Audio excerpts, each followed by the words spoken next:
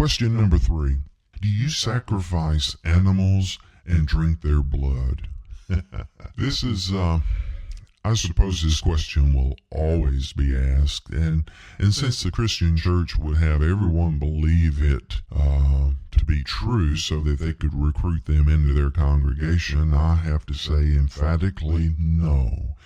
We do not sacrifice animals. We do not drink their blood. We do not torture animals. These are ideas and stories that were invented by the Christian church, and they were used to recruit people into the Christian religion through fear tactics. Again, using the boogeyman philosophy. If you're with us, if you're in our congregation, we can protect you. But if you go your own path and your own way, then you're on your own. That is where this philosophy and these rumors and stories came from.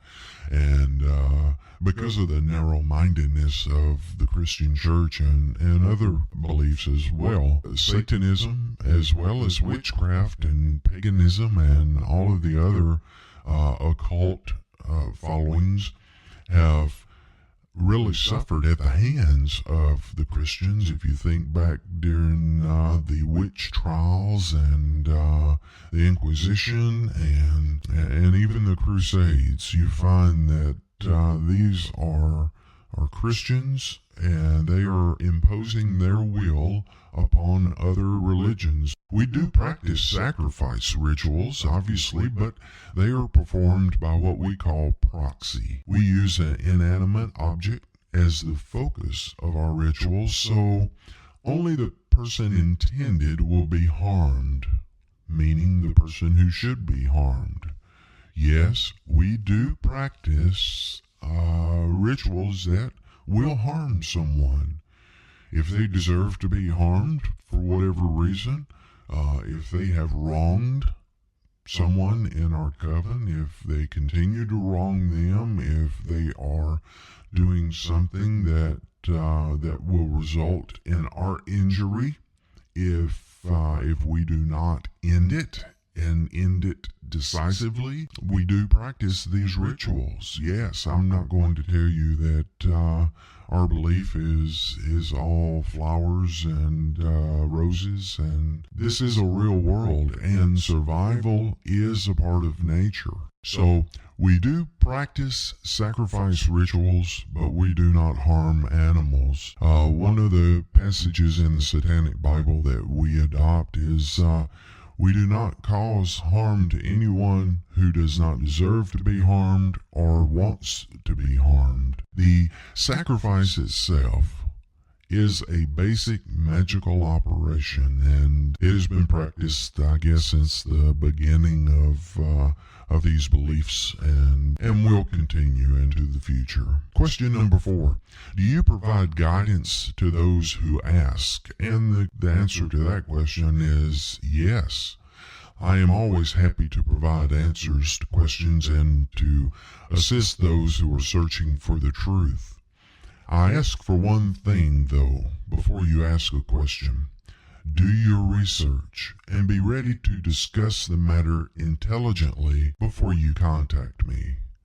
The basic information about Satanism is readily available everywhere. I mean, today we live in such a great society where information is readily available at your fingertips. It is ready in the mobile forum as well. I mean, you don't have to go home and research things on your home PC. You can do it from your telephone. You can do it from all of these smaller devices. So do your research. If you don't know where to start, obviously, you can begin with my books. The Book of Satanic Magic, I would think, from my opinion, it is a total overview of the magical operations, how satanic magic works, and how the things of Satanism are put together into what we believe and what we follow. So that would be a good place to start. I, just like everyone else, do not have time to explain what Satanism is to someone who is either too lazy to research or too cheap to buy a book. Satan helps those who are willing to invest in their knowledge and spiritual growth. I will not write a 5-page email explaining what Satanism is. My books provide those answers and much, much more, so I encourage you, do your research ahead of time. Question number 5. Do I have to join a coven to practice Satanism? And my answer to this is no. There is no requirement to attend any type of meeting or meetings or rituals to practice Satanism. Some followers have never even been in a coven, nor have they performed rituals with anyone else besides themselves. Some people prefer the seclusion of being totally alone during their magical workings. Satanism, again, is individual, and it is really up to the person to decide what is right for them. Many followers have their very own sanctums or altars set up in their homes, and they never join a group. They never even reach out to others to discuss Satanism. Now, for those who feel that they have reached a point in their study of Satanism that they want to reach out and maybe become a part of a coven or form their own coven, I've written several what I think are very informative blog posts on this subject and how to go about it. And one thing that I would reiterate here is just be smart about what you're doing. In practicing Satanism, one of the tenets of Satanism, do what thou wilt, is the whole of the law. It actually applies to everything that we do.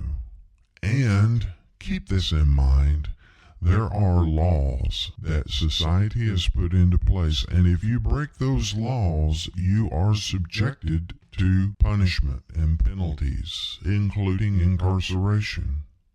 So what I'm saying is, be smart about this. Don't break laws. Don't put yourself in a situation that is going to harm yourself. And if you think, oh, it would be cool to go to jail for Satan, that's the wrong way to think about Satanism.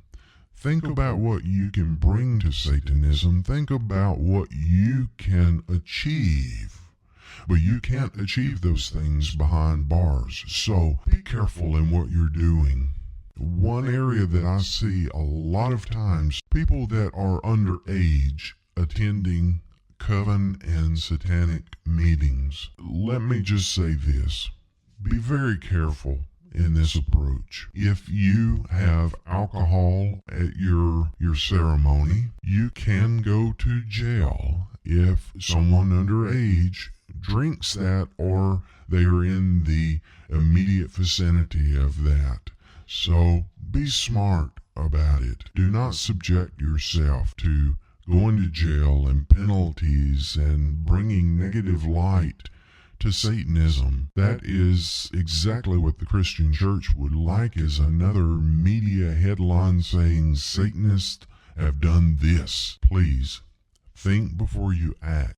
Everything, do as thou wilt, but do it with knowledge, with reservation, and use your head.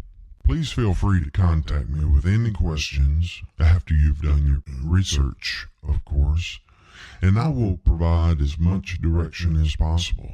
So, until next time, this has been Aleister-nacht. Visit my website at www.aleister-nacht.com, and until then, hail Satan.